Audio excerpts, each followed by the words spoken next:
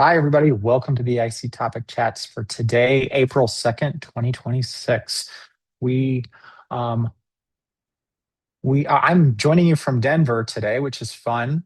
Um, and I was kind of thinking about the fact that if this was April 1st, I might have had to figure out how to do an April Fool's Day joke on you, but I'm not really sure. This is a very serious topic, and I know we get a lot of new folks who join. A lot of folks will be watching this on YouTube, and welcome. If you're watching this on YouTube, know that we have you'll get some great content, and as I'm walking through this today, but also know that. We do a lot of talking after fact, and that's why we call it chats, because we chat about these things. I like to think that I know a little bit about these things, but I don't know everything. And anyways, I learned that through the chats that happen after we're done doing the recording piece of this session. Um, anyway, so today we're talking about setting your fees. And let's start by saying, first, before I get into it, very nice to see Rachel this last week. She came and joined me for a cup of coffee in St. Louis, where I live nearby. I live in Edwardsville, Illinois, but St. Louis is right across the river. It's only about 35 minutes away from us, which is really far by St. Louis standards. If you have to drive that far, what's wrong with you? Because you should be able to get everywhere in 15 minutes. But as a guy who used to live in Chicago and has traveled a lot, 35 minutes is just, yeah, that is really around the corner for us. But it was nice to see Rachel. So if you're ever in the St. Louis area, feel free to reach out. If I'm available, I'd love to connect with you, buy you a cup of coffee, or have a dinner or something. Anyway, so that's that. So today we're talking about fees, and these videos aren't working. Usually these are like little funny GIFs or GIFs. And a lot of times when people say, "Well, what are your fees?" You kind of go, I don't know. And then you kind of feel like shaking your cheeks like this character here. What you really want to say is, show me the money, as we know from the movie, Jerry Maguire. And of course, your clients probably think you're a bit like this here, where the money's just flying out of the ATM machine. Anyways, I think these are a lot of the feelings that happen. But honestly, a lot of us, perhaps a lot of you, are here today because you are a little confused. How do I actually tell people what my fees are? Um, why do we think about our fees? I know when I first started doing independent consulting, and I was just as a one man show.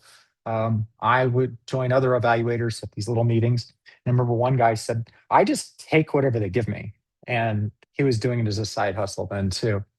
And well, that's not a very good strategy, I don't think. And I remember thinking, well, how much should I be charging people? How do I know what to ask for? And before you know what to ask for, you need to understand what your worth is. And that's what we're going to do today. You need to have some integrity when you're asking for a contract. So if you say, I'm asking for $25,000 a year, or $50,000 for this 3 month project, or whatever. However, you need to know how you got to that contract. And when somebody starts to push back, you need to understand why you know those numbers. And it's just numbers, not numbers pulled out of the air. So that's the second piece. Your client needs to feel more comfortable that they are paying you an appropriate amount. We're going to get into the value-based fees, which is effectively what we're doing. They want to know that they're getting the right value for you. But usually, and for a lot of us, they need to understand how you came up with that calculation. And saying 50,000 because it's worth 50,000, they might need to know more, particularly if you're dealing with a government entity, such as, like, for me, the National Science Foundation, or anyone else. You need to know that you're getting compensated fairly, and and you also need to make enough money so that you can stay in business. Now, I use this. I think about this quite a bit. I just put in a proposal to do the pre-conference workshop, as I do frequently for the AEA conference, and it's important to me to do that conference workshop because I believe in AEA, I believe in our values, and I believe other evaluators who are doing the type of work I do should be should also believe those sorts of things, because I do know there's a lot of people doing our work who don't even know that the American Evaluation Association exists.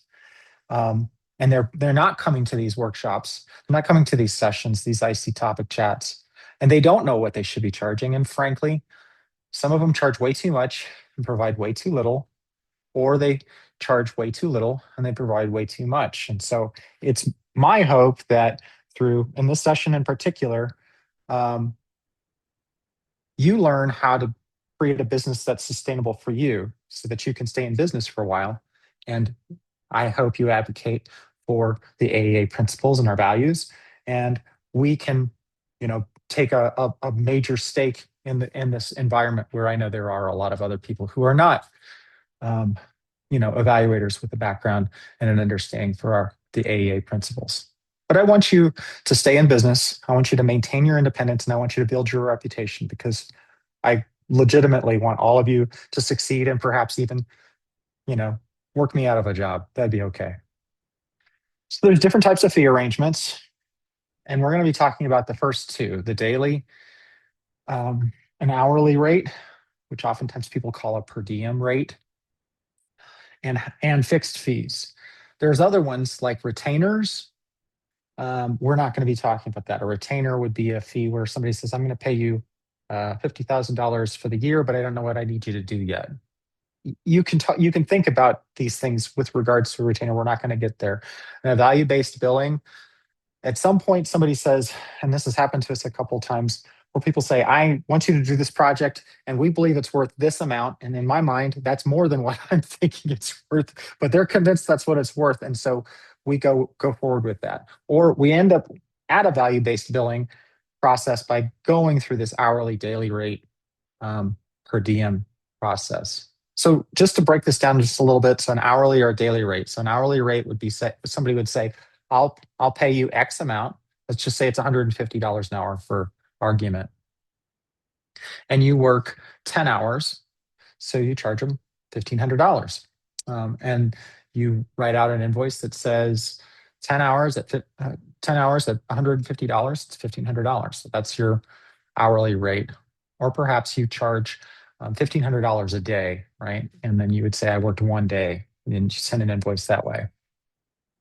Fixed fee is similar to that, in that you might have somebody say, I need you to put together a budget for me. And you get together a budget and you say, well, it's going to be $30,000 a year. And your fixed fee is $30,000 a year. How did you come up with that calculation? Well, I'm going to work so many hours, it's this and this rate, and it equals out. And I'm going to do these types of tasks. And it works out that that's $30,000. So in the way we do things, we end up setting up a billing schedule on a regular basis. And we say, well, we're going to work so many hours for that $30,000. But we don't necessarily report those hours back to them. And that's because in many ways they don't want to know. And frankly, I don't. Sometimes we overwork projects, a lot of times, and other times we underwork projects. And I don't really want people kind of getting into our business on how we're getting the work done. Frankly, they want to know that we're getting the work done, that they're happy with our services, and they're happy to pay us the amount that we've come up with. So that's the fixed fee approach. And that's how I go after a fixed fee. Some people will just say, well, it's going to be $30,000 and they don't have a process. But we actually work from the hourly daily rate on the structure of how we put together our budgets, and we work on a fixed fee on the once the project is applied. 95% of the time is how we do this. Fixed fee where we would charge on a quarterly basis. So if it's $30,000 per year, we would charge 75. Am I doing the math right? $7,500 every 3 months. So April 1st was yesterday. So we sent out a bunch of invoices yesterday for our quarterly invoices for our fixed fees. All right. So, value-based billing. All right. Steps to calculate your fees. These are really simple. It gets complicated, but the big idea is really simple. Basically, you have a number of days you can work, and you can't work more. This is the number of days you're going to work. And you are going to identify all the costs that you have, which is how much you feel like you should be paid, plus those costs that you've calculated. And this is just to get to an estimate of what your fees probably ought to be, so that you can use that towards your conversation with your client or potential client. You're going to divide those costs by your billable days. That's it. Costs divided by time, days, and that's your rate. And so we're going to do that. All right, so let's go to the fee calculation spreadsheet. All right, wish me luck as I try and figure out how to get to there. Okay, how about this one?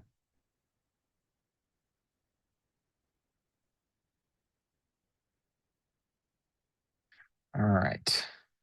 I have I have these in, let's see. I think I have all of this in a beautiful little, I'm going to provide this link to you guys.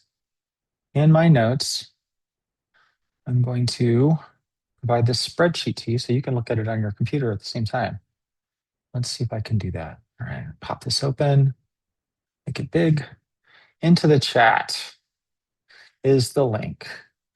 And Emily, remind me to give this to you so that take this so that we can put this in the email to everybody who's not able to join it, and also make sure this goes out to the YouTube. So that's the spreadsheet. You should be able to see what I'm looking at. All right, close down some of these other windows that you guys can't see that are in my way.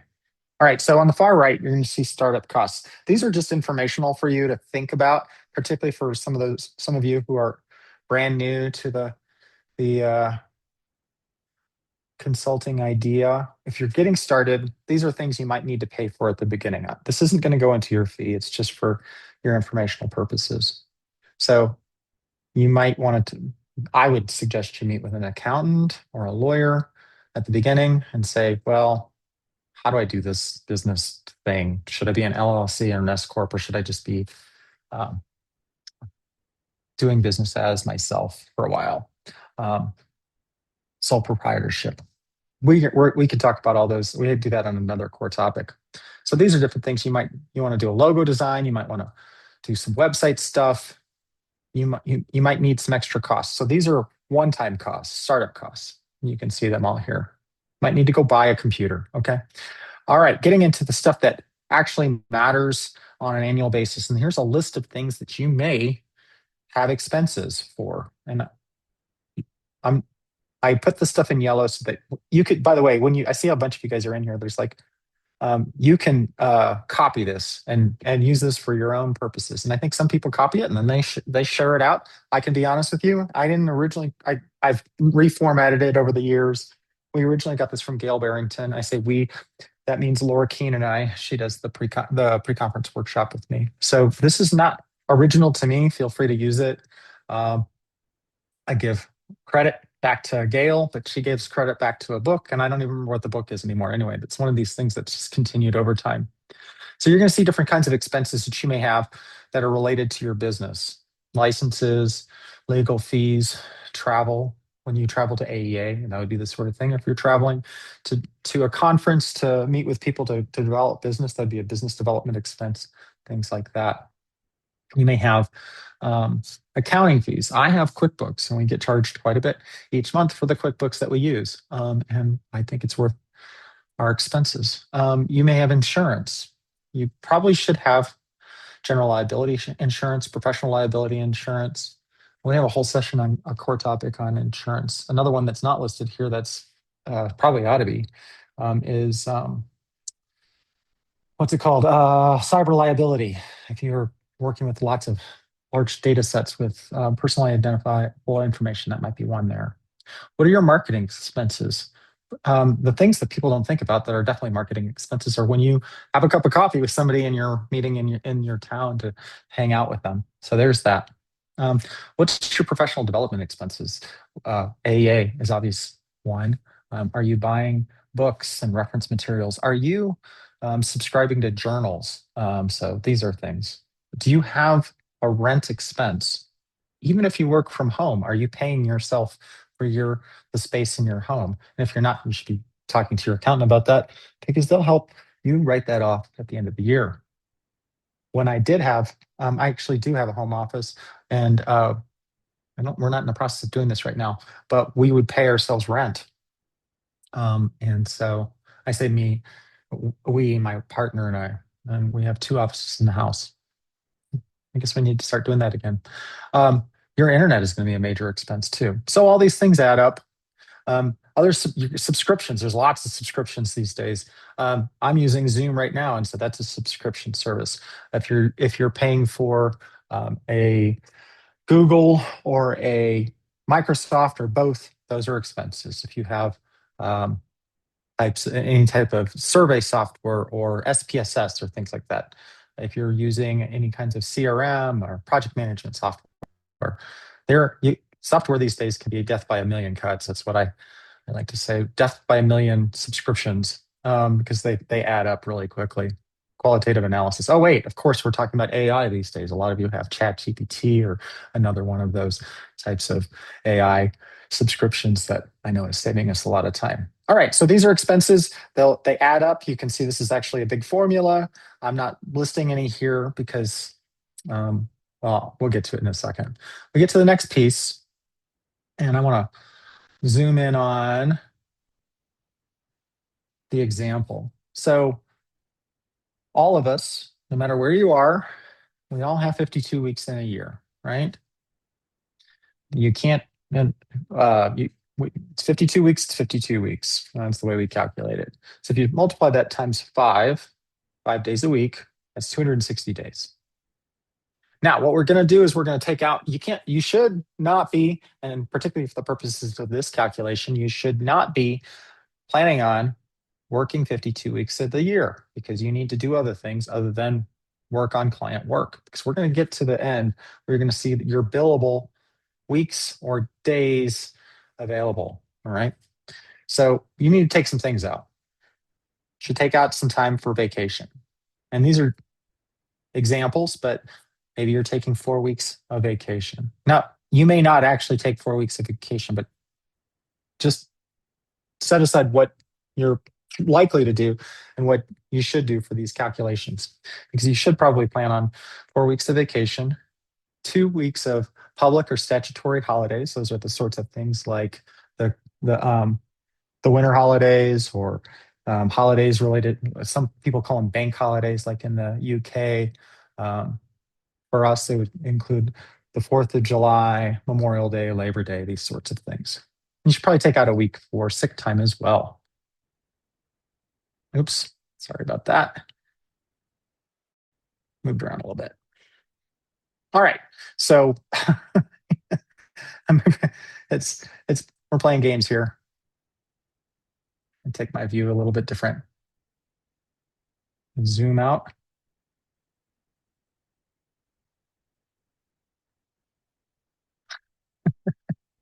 All right, we're working with all the contraptions here. Stop touching things. All right. Anyway, so 52 minus 7 is 45. That's how that works. Now you have 45 weeks 45 weeks available, or 225 days. Again, 45 times 5. You need to take some time out for other things that you're going to do on the job that is not a billable time. It's not time on task with a client. Just for the purposes of argument, 5 weeks for administration. That's the, invoicing things and meeting with your accountant. 2 weeks for professional development. That would be attending AEA or going to the Minnesota Evaluators Association meetings when they have them in person, or spending time online with their wonderful programs. And then another 5 weeks for marketing. These, you can choose whatever numbers you want. In fact, when you've pulled this down over here, the yellow stuff is where you would plug these numbers in. So just for the sake of argument, we could put 4 here and 2 there and 6 there, and the numbers have just updated to whatever you want them to be.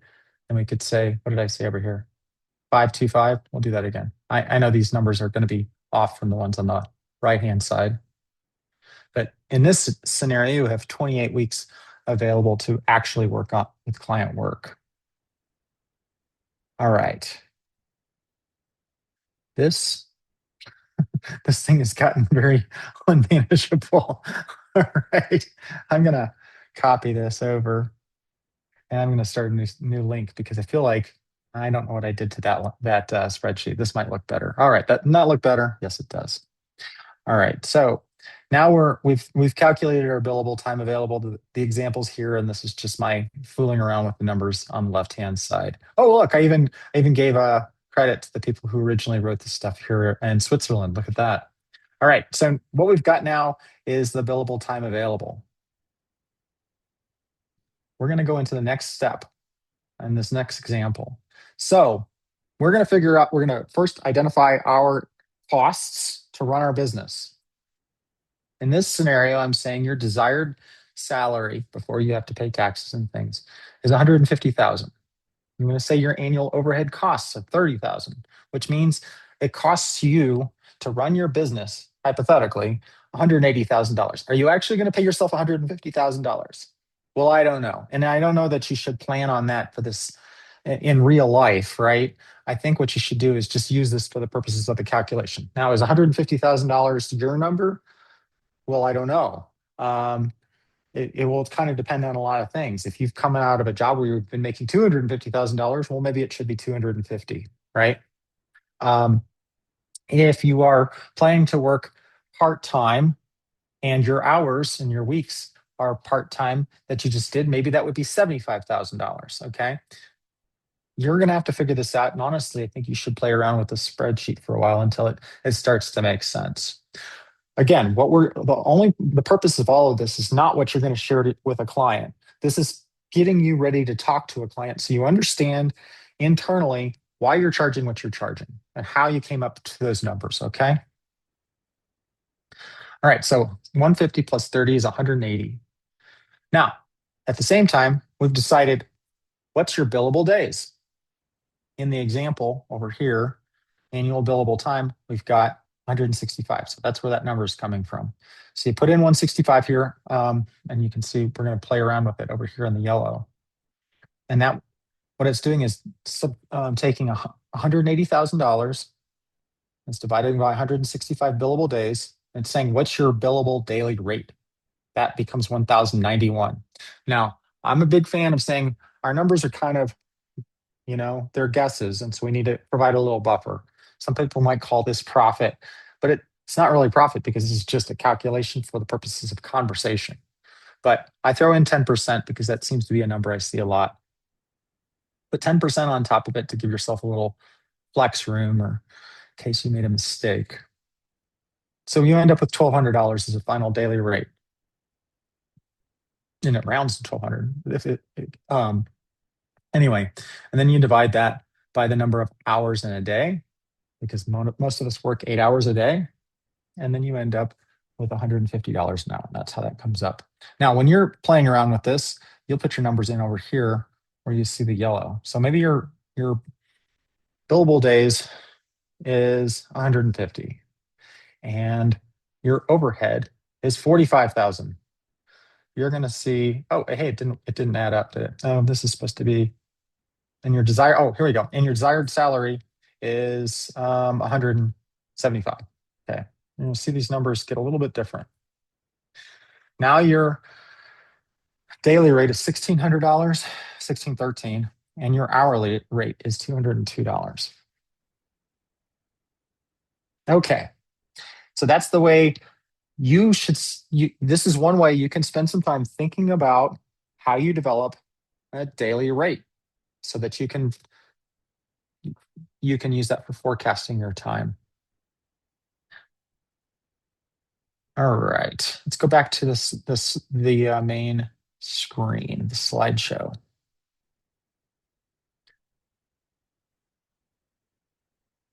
Okay, great. Thanks for that. So really, what do I charge? I'm going to share some information from the 2022 ICTIC survey concerning fees. I was provided with the data and I'll show you what I know. But I do want to say what I'm going to show you is not telling you what you should charge.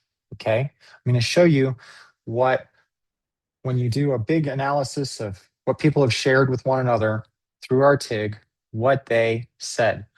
I'm saying this for the purposes of not suggesting we should all charge this amount that I'm going to say. In fact, I think it's a different amount based upon some even more recent analysis.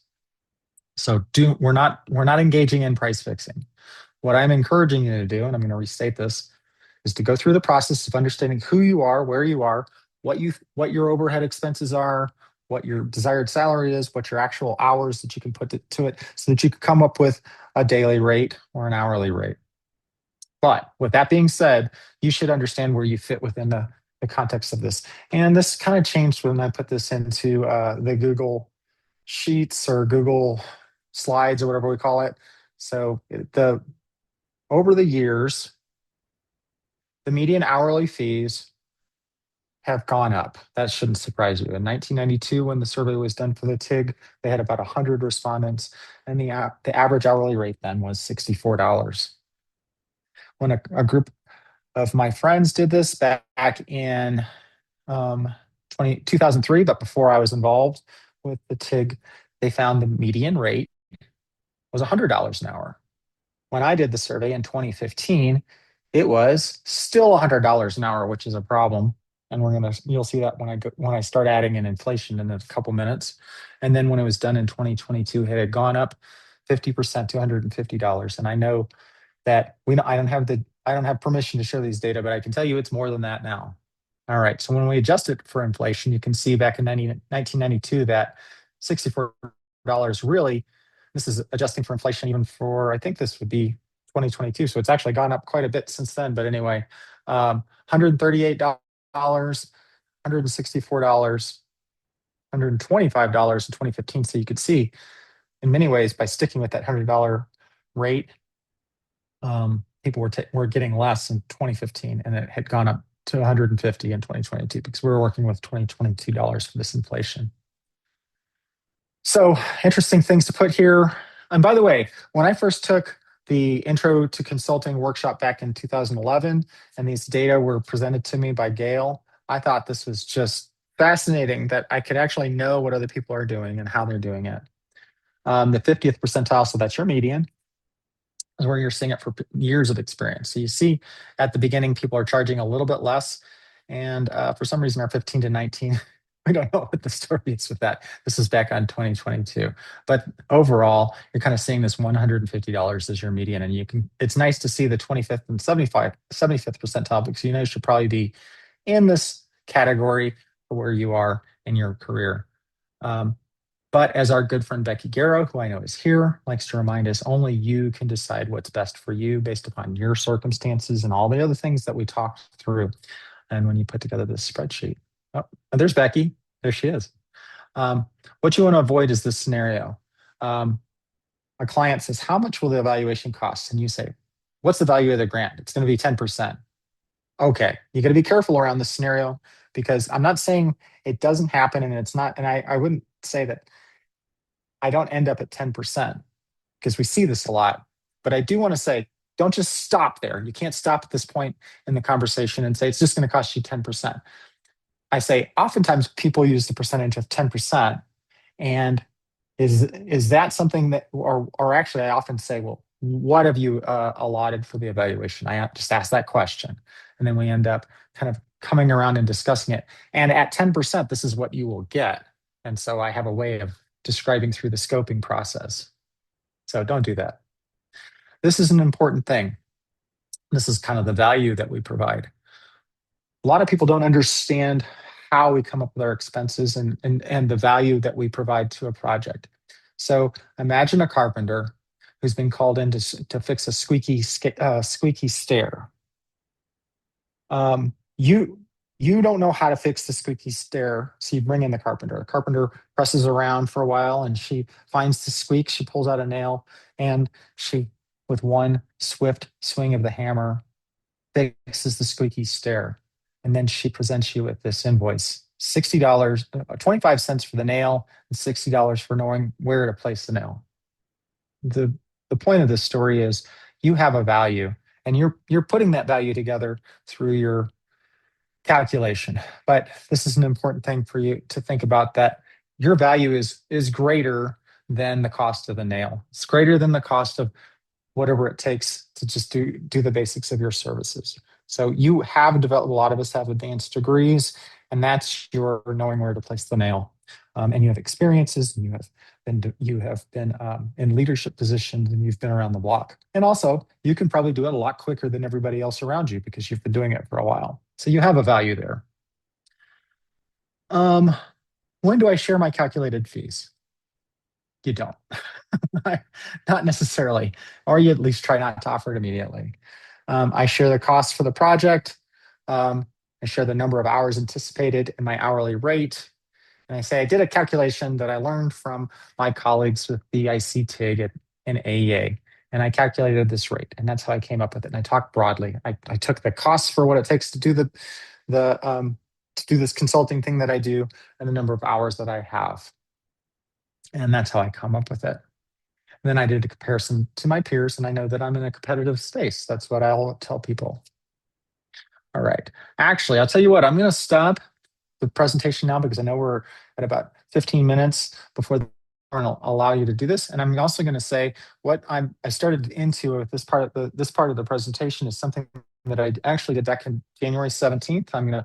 Once we stop, I'm going to share that link so that you can actually watch that whole video on how do I discuss my fees with my clients. And that's the part that I started to go into with these slides that I originally prepared last year. But what I'm going to say is take time to go through that spreadsheet, spend some time thinking about what you think makes sense. Feel free to look at what I shared with regards to the peers, but don't set your rates just because I said, well, the median rate is 150. I believe it's higher than that now, actually. That's the 2022 number. As we know, there's been inflation even since 2022, quite a bit. And so you're probably even at a higher rate, but that's a way to think through that process. All right, I'm going to stop share and I'm going to stop the video component. So before you turn off the video, Emily, I just want to say goodbye to everybody out in YouTube land, everybody else who's here. Stick around. I'd love to hear your thoughts. And I'm sure there's a lot of items in the chat for me to try and catch up with, but I'm sure if you're interested, feel free to raise your hand and we will talk about it. All right, go ahead and stop the video. See you guys in YouTube land later. Everybody else stick around.